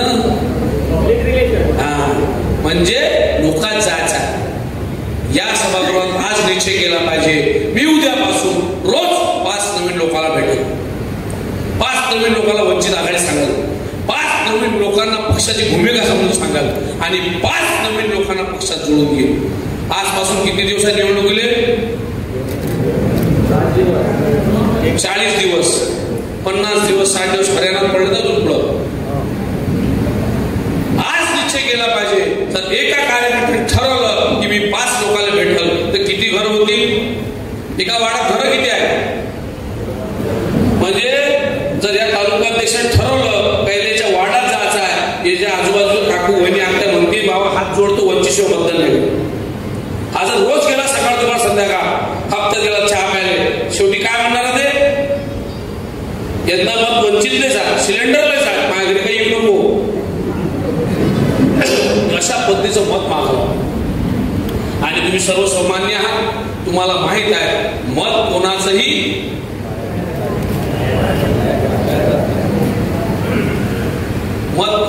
फिक्स नसते. मत तुम्हाला परिवर्तित करता येते. बूथच्या मशीनच्या बटन दाबेपर्यंत मतदान हे बदलू शकते. ते तुमच्यात टॅलेंट पाहिजे, तुमच्यात कर्तव्य पाहिजे. तुम्ही कसे बोलता, कसे वागता, कशा पद्धतीत मत मागता. काही जण जाते मतदान टाकलं असं मत भेटेल काय, मला विनम्र व्हावं लागेल. मत हे दान आहे. काय आहे मतदान, दान आपण कसं येतो पडश्वासात, त्याचा सन्मान आहे. म्हणून माझ्या सर्व कार्यकर्त्यांना आचारसंहितेचं पालन केलं पाहिजे. कोणती आचारसंहिता ती नाही, तिची भीती आपल्याला नाही आहे. आपण कार्यकर्ते कोणाच्या, आपल्याला त्या आचारची भीती नाही. आपली आचारसंहिता जाताना कसं गेलं पाहिजे. एखादा त्याला काय म्हणतात इकडे कोणता शब्द त्यासाठी नाही म्हणतात देशीवाला नाही म्हणते सर, त्याला दूर ठेवला पाहिजे. महिलांच्या घरी जाताना कसं बोललं पाहिजे तुम्ही, कारण आपल्या या सर्व बहिणी आहे. याला विचारलं एखाद्या विचित्र माणसाला मत मागला देता का तुम्ही, हडबाई कसं वाचायला म्हणते. ही आचारसंहिता आहे. आपण मत जाताना मागताना कसं वागलं पाहिजे, पदाधिकारीच जबाबदारी. तुमच्या बळीत कसे लोक असले पाहिजे, तुमचा अध्यक्ष कसा असला पाहिजे.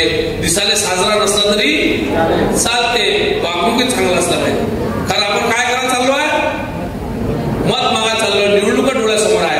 आणि निवडणुका तुमचं रिप्रेझेंटेटिव्ह जोही जाते तो बाळासाहेबांना रिप्रेझेंटेटिव्ह करते. लोक तुम्ही सांगतात की आम्ही प्रकाश आंबेडकरचे कार्यकर्ता, बाळासाहेबांचे कार्यकर्ता, तुम्हाला त्या दर्जेने तो पाहतो. कारण तो सर्वात वर्णन माणूस त्या महाराष्ट्रात सर्व देशात सध्या तरी आहे. हे मान्य आहे की तुम्हाला. आपला नेता कोणत्या विषयात मागा येते काय, मग आता आपलं त्याचे प्रतिनिधी म्हणून चालतो, ती भूमिका कोणी मांडली पाहिजे. म्हणून या सर्व गोष्टीची जबाबदारी घेणं तुमची गरजेचं आहे. आणि जर तुम्ही चुकत असेल तर अजून आपला एक दुसरा प्रॉब्लेम सांगून जातो. आपलं जे चुकतं आपण ते चर्चा कुठं करतो, सोशल मीडियावर, त्या ग्रुपवर, त्याच्यावर सर्व लोक पाहिजे. गावातल्या पत्रकार ग्रुप असते त्याच्यात आपण म्हणत राहतो. ज्या चर्चा हॉलच्या अंदर झाल्या पाहिजे त्या आपण बाहेर करतो, आणि ज्या चर्चा आपण बाहेर केल्या पाहिजे ते कुठं करतो, अंदर करतो. आपण आपल्या चांगलं समजत बसतो. आपल्याला एखाद्याला माहिती दिलं, तू अरे मित्र अर्धा घंटा बोलते, आणि तिला मित्र विचारले किती आहे, 5ही नसते. तुम्हाला हे सिरियसनेस यावं लागेल. तुम्ही जर पदावर आहात तुमची जबाबदारी आहे, आणि काही बंधन नाही. मी सांगत सर्वात चांगलं पद कार्यकर्त्याचा, तुम्ही पदापासून मुक्त होऊ शकता. नाही जमून राहिलं मागं वाटून जा, दुसरा चान्स आहे. पक्ष वेळ काळ कोणासाठी थांबते का. आणि म्हणून माझी सर्वांना एवढीच विनंती आहे की आज या खऱ्या अर्थानं मला या सभेच्या माध्यमातून एवढंच सांगायचं आहे, एवढ्या मोठ्या संख्येने जर तुम्ही आलात तर निश्चितच या विधानसभेचं चित्र आपल्या बाजूला पाहिजे. आणि त्यासाठी पाहिजे ती मदत करण्याची माझी जबाबदारी आहे. महाराष्ट्र राज्याचा अध्यक्ष म्हणून तुमच्या जवळच मी राहतो, 200 किलोमीटर माझं घर आहे, चांदूरलाच मी असतो. म्हणून या परिसरात कुठेही काही काम लागलं त्यावेळेस मी तयार राहील. कोणताही मोठा मुद्दा असेल तो आपण भिडू शकतो. मग तुमचा याचा जो उमेदवार आहे मुनगंटीवार, त्याला आपण त्यावेळेस बोललो होतो, त्याची भाषा तुम्ही बघितली ना, पूर्ण महाराष्ट्र तो व्हिडिओ बघितला, बातमी आली. तो सर्वात मोठा मुद्दा आहे, ज्याच्या स्वतःच्या जे भाजपची कथनी आणि करणीमधला फरक एवढाच आहे. हे सांगतात वेगळं आणि करतात वेगळं. इकडे मार सांगते आम्ही बहिणींची रक्षा करू, आणि बहिणीबद्दल विचार कसे आहे ते मंचावर ऐकले ना. हा एवढा मोठा विषय आहे. भ्रष्टाचाराबद्दल कारणच नाही, तुम्हाला सर्वांना माहित आहे कोणतं काम किती रुपयात झालं. या मुद्द्यावर तुम्ही भिडले पाहिजे. आपली लढाई भाजप काँग्रेस सारख्या मोठ्या गब्बर पक्षासोबत आहे. आपल्या चळवळीत आपली लढाई नसते. आपण राजकीय पक्षात आहोत, पण राजकीय पक्षासारखंच आपण बोलता आलं पावलं पाहिजे. आणि तुमच्या जिल्ह्यात आमचे निरीक्षक राजजी आहेत, कुशल भाऊ या जिल्ह्यातले आहेत, 5-5 नगरसेवक ते बदलाला निवडून आणतात. आणि आपल्या इथे कोकणाला मित्र आहेत ते सर्व लोक जिल्हाध्यक्ष आहेत. तुम्हालाही आता 2 महिने फार जबाबदारीने निवडणुकीसारखंच वागावं लागेल. ही संधी आहे, आणि मित्रांनो काम कधी वाया जात नाही. तुमचं कामच तुमची पावती आहे. म्हणून या पक्षात आपला नेता भ्रष्ट आहे, तो कोणाला उठून कुठं पाठवून देईल हे सांगता. म्हणून मी एका तालुक्यात काम करायचं चांदोरीला, तिथे नगरसेवक झालेला कुशल येऊन गेले माझ्या इथे, मला थेट महाराष्ट्र राज्याचा अध्यक्ष. म्हणून माझ्या सर्व तमाम पदाधिकाऱ्यांना विनंती आहे, सर्वांना विनंती आहे, येत्या निवडणुका जबाबदारीने वागायच्या आहेत. आपला रिझल्ट आपल्या बाजूने आहे, लोक मतदान तयार आहेत. कारण जो भ्रष्टाचार तुम्ही बघितला पूर्ण देशात, महाराष्ट्रात, मग हे आलटून पालटून 6 झाले, 6 जण झाले ना, इकडे 3 तिकडे 3. आपल्याला संधी जास्त आहे, आपले मत फिक्स आहेत, आपला मताचा टक्का फिक्स आहे. मागच्या वेळेस आपणच लोकांना मेसेज दिला का संविधानाला धोका आहे, भाजपला दूर ठेवा, लोकांनी ते ऐकलं. आज लोकांना जर आपण सांगू ही भूमिका बूथपर्यंत, वार्डापर्यंत, प्रत्येक विहारापर्यंत गेली पाहिजे, तरच आपला विजयाच्या दिशेने आपण जाऊ.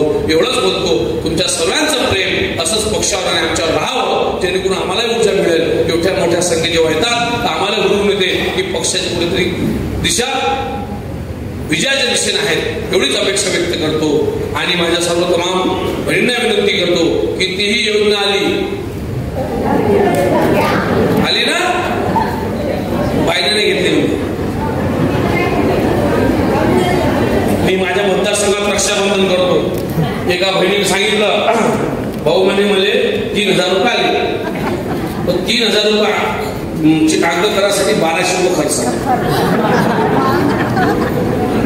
आणि ह्याच्यापेक्षा म्हणजे भाऊ जर माया पोराले एखादं परमनंट काम भेटलं असतं, एखादं मोठं काम भेटलं असतं, ते माझ्यासाठी असतं. मग मी त्याला विचारलो, मोठ्या संख्येत तुम्ही फेसबुक युट्यूबवर पाहत रक्षाबंधन दिसत माझं दरवर्षी. मग मी बहिणीला विचारलो, तुले 3000 दिल्यापेक्षा आमच्या जावायच्या सोयाबीनला जर भाव दिला असता तर किती मस्त झालं असतं. म्हणजे इकडे 3000 द्यायचे आणि महागाई वाढून द्यायचे, अनेक खर्च वाढून द्यायचे, ते आपल्यासाठी महत्वाचं आहे. म्हणून परमनंट गोष्ट आपल्याला झाली पाहिजे. आपल्या मुलाबाळा जो विचार करेल ते आपल्यासाठी झालं पाहिजे आणि ते फक्त वंचित बहुजन आघाडी करू शकते. हा विश्वास लोकांना तुम्हाला दाखवावा लागेल आणि सांगावं लागेल की आम्ही त्या पक्षाच्या कार्यकर्त्या ज्या सर्व समुचित पक्षासाठी घेऊन चालण्याची आमची भूमिका आहे. एवढंच बोलतो, इथेच थांबतो. जय हिंद, जय भीम, जय महाराष्ट्र. सांगतोय की या कार्यक्रमानंतर आपण सर्वांची जेवणाची व्यवस्था केलेली आहे. आम्हाला असं वाटतं की आमचा कार्यकर्ता हा उपाशी राहू नये आणि बाळासाहेबही म्हणतात, बाबासाहेबही म्हणाले की भूखे पेट लढाई नाही लढली जाते. म्हणून आपण सर्व इथे आलात त्यासाठी आपण सर्वांची जेवणाची व्यवस्था इथे केलेली आहे. यानंतर अध्यक्षीय भाषणासाठी मी आमंत्रित करतो माईकवरती माननीय आमचे चंद्रपूर जिल्ह्याचे लाडकी जिल्हाध्यक्ष माननीय प्राध्यापक डॉक्टर सोमाजी गोटाणे सर. आपण मंचावर यावं आणि आपण आम्हाला मार्गदर्शन करावं. एकदा जोड्याने टाळ्या वाजवून यांचं स्वागत करूया. टाळ्या कुठेही कमी पडू देऊ नका. सर्व महामानवांना मी त्रिवार अभिवादन करतो. आज बल्लारशा पोंभुर्णा-मूल विधानसभा कार्यकर्ता मेळाव्याला उपस्थित आमच्या महाराष्ट्राचे लाडके वंचित बहुजन आघाडीचे युवा अध्यक्ष माननीय निलेशदादा विश्वकर्मा, तसेच महाराष्ट्र राज्याचे सदस्य कुशलभाऊ मेश्राम, त्याचप्रमाणे गडचिरोली जिल्ह्यातील लोकसभेचे उमेदवार मळावी साहेब, त्याचप्रमाणे जिल्ह्याच्या महिला आघाडीच्या अध्यक्षा कविताताई गोरकार, तसेच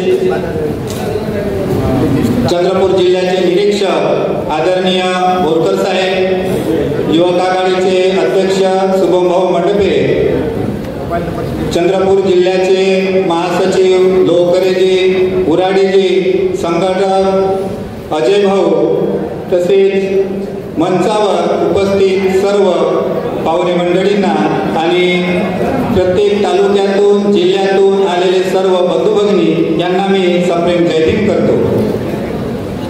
मित्र हो, आज या ठिकाणी चंद्रपूर जिल्ह्याचा प्रथमच चंद्रपूर जिल्ह्याच्या बल्लारपूर विधानसभा कार्यकर्ता मेळावा मोठ्या उत्साहात पार पडत आहे आणि या कार्यक्रमाला मार्गदर्शन करण्याकरिता जे आपले पाहुणे मंडळी लाभलेले होते, निलेशदादा आणि कुशलभाऊ यांनी आणि कविताताई गोरकार यांनी आपल्या वाणीतून तुम्हाला कोणी बुंदीचे लाडू दिले, कोणी जलेबी दिली, कोणी पुरणपोळी दिली, म्हणजे तुम्ही तृप्त झालात असं मला वाटते. परंतु एक ज्यामुळे आपण खाल्लेलं पचलं पाहिजे यासाठी एक शेवट असते कढी.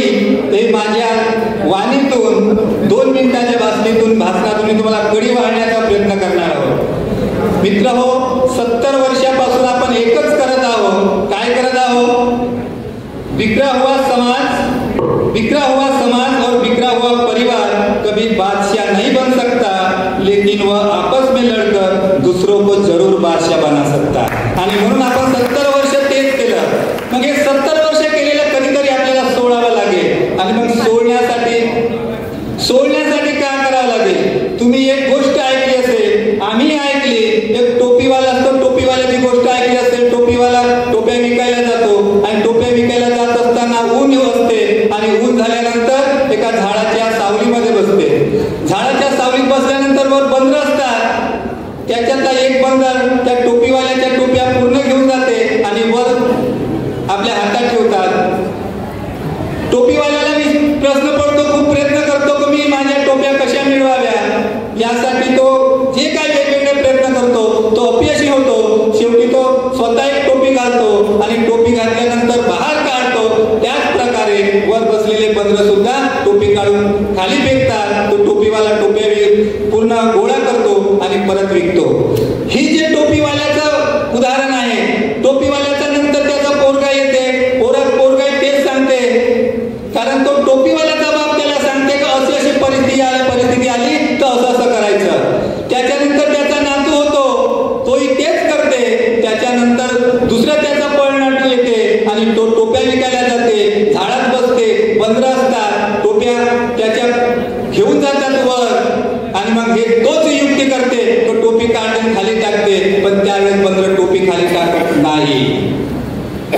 तिथला एक बंदर येतो आणि बंदर खाली आल्यानंतर त्या टोपीवाल्याच्या मुस्कुटात एक तणावतो आणि टोपी घेऊन सर्व बंदर घेऊन जातात. मित्र, आपल्याला तेच सांगायचं आहे की ज्या महामानवांचे सुपुत्र रक्ताचे वंशज आपल्यासाठी बहुजनासाठी रात्रंदिवस मेहनत करत आहेत आणि आपल्याला सांगत आहे की संविधान कोण वाचवत आहे, आरक्षण कोण वाचवत आहे. 75 वर्षापासून आपण तेच करत आहोत. पण बाळासाहेब जे करत आहेत त्या बाळासाहेबांच्या त्या बंदाला हे सांगायचं होतं की माझ्या बापाने आता मला सांगितलं तर टोपी डोकीतून काढायची नाही. बाळासाहेब तेच सांगत आहेत तर दादाने सुधरा की संविधान कोण वाचवणार आहे, आरक्षण कोण वाचवणार आहे आणि जो आरक्षण वाचवणार आहे त्याच्या पाठीमागे लागा आणि जे आपल्यात विभीषण आहे ते आपल्यात फितूर झालेले आहे त्याच्या कानपट्टीत मारा. हे बाळासाहेब सांगत आहे. हे आपण मनात घेतलं पाहिजे आणि जोपर्यंत आपण मनात घेणार नाही तोपर्यंत आपण आपला बादशाह निर्माण करू शकणार नाही आणि जोपर्यंत तुम्ही तुमचा बादशाह निर्माण करणार नाही तोपर्यंत तुमचा विकास होणार नाही. एकट्या बाबासाहेबांनी इथल्या सर्व बहुजन समाजाला आरक्षण मिळवून दिलं, परंतु काँग्रेस अधिक बीजेपी बरोबर मनुवादी व्यवस्था हे आरक्षण संपवण्याच्या मार्गावर आहे आणि हे आरक्षण मग मराठी असो गरीब मराठी असो की एसटी असो एसटी असो ओबीसी असो यांना आरक्षण वाचवून देण्याचं काम फक्त ऍडव्होकेट बाळासाहेब आंबेडकर करणार आहे. लाडकी बहिणीचं उदाहरण झालं तर लाडक्या बहिणीने 1500 रुपयासाठी लाईन लावली. अरे तुम्हाला काही गॅरंटी आहे 2 महिने मिळेल, 4 महिने मिळेल, 1 वर्ष मिळेल? पण ज्या आरक्षणाने तुमच्या पिढ्याचा उद्धार झाला ते आरक्षण वाचवण्यासाठी कधी तुम्ही मैदानात निघाल? त्या 1500 रुपये सोडा आणि आरक्षणावर जो गदा येत आहे, जे आरक्षण इथले संपवल्या जात आहे ते आरक्षण वाचवण्यासाठी मैदानात उतरा. ही बाळासाहेबांचे सांगणे आहे. आणि जोपर्यंत वंचित बहुजन आघाडीचा प्रत्येक उद्देश इथल्या बहुजनांना विकासाच्या मार्गावर नेणारा असतो आणि जोपर्यंत तुम्ही हा जो वंचित बहुजन आघाडीचा उद्देश घरोघरी पोहोचवणार नाही तोपर्यंत आपला विकास होणार नाही. आणि म्हणून आरक्षणाच्या नावावर, संविधानाच्या नावावर ज्या ज्या ब्रिटिशांनी, ज्या ज्या गद्दारांनी आपल्याला भूलताबा दिल्या त्यांना प्रश्न विचारा आता काय झालेलं आहे ते. एकटे बाळासाहेब लढत आहे, एकटे बाळासाहेब लढत आहेत फक्त तुमच्यासाठी. नाही बाळासाहेबांना काही गरज नव्हती. बाळासाहेबांनी म्हटलं असतं तो कुठल्याही पक्षाचे आमदारी खासदारी घेऊन मंत्री झाले असते. पण बाबासाहेबाचा नातू आहे, बाबासाहेबांचे विचार घेऊन तुमच्यापर्यंत पोहोचत आहे. अरे बाबासाहेबांचे विचार घेऊन तुमच्यापर्यंत पोहोचणाऱ्या माणसाला सहकार्य करा आणि या येणाऱ्या पिढ्याचा उद्धार करा. एवढंच बोलतो, इथेच थांबतो. थांबण्यापूर्वी या विधानसभा क्षेत्रामध्ये वंचित बहुजन आघाडीच्या माध्यमातून बल्लारपूर युवक आघाडीचे तालुक्याचे अध्यक्ष अभिलाषजी जुनारकर यांची टीम, तसेच पोंभुर्ण्याचे अविनाशजी वाडके यांची टीम आणि मूल तालुक्याचे अध्यक्ष रितेशजी मारकवार या सर्व टीमने हा कार्यक्रम अगदी व्यवस्थित घडवून आणला. त्याबद्दल त्यांचे आभार मानतो, त्यांना धन्यवाद देतो. त्याचप्रमाणे महाराष्ट्राचे युवक आघाडीचे अध्यक्ष माननीय निलेशदादा विश्वकर्मा यांनी आपल्या वेळात वेळ काढून, व्यस्त कामात असतानाही वेळात वेळ काढून आपल्यापर्यंत पोहोचले. त्याबद्दल त्यांना मी धन्यवाद देतो, त्यांचे आभार मानतो. तसेच कुशल भाऊ मेश्राम सुद्धा आपल्या वेळात वेळ काढून आले, त्यांनाही धन्यवाद देतो, आभार मानतो आणि इथेच थांबतो. धन्यवाद. धन्यवाद सर. यानंतर या कार्यक्रमाचं आभार प्रदर्शन मी आमंत्रित करतो अविनाश वाडके, पोंभुर्णा तालुका अध्यक्ष.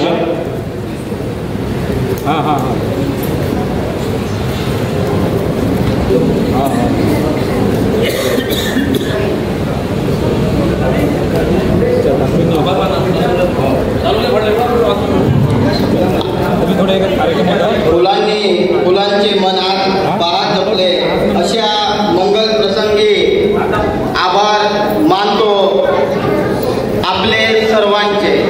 आजच्या कार्यक्रम आरक्षण बचाव, SC ST OBC वर्गीकरण हक्काची लढाई कार्यकर्ता मेळाव्यामध्ये आलेल्या सर्व प्रमुख अतिथी, युवा कार्यकारिणीचे प्रदेशाध्यक्ष निलेश भाऊ विश्वकर्मा, तसेच जिल्हा अध्यक्ष गुंडाने सर, प्रमुख पाहुणे आणि उपस्थित असलेल्या सर्व कार्यकर्त्यांचे इथे मी आभार मानतो आणि आजच्या कार्यकर्ता मेळावा इथे संपला असे मी जाहीर करतो. विशेष सूचना, येत्या 22 तारखेला रविवारी वंचित बहुजन आघाडीची नवीन जे कार्यकारिणी गठीत झालेली आहे, ज्याचा मी अध्यक्ष शहराध्यक्ष आहे, यांची बैठक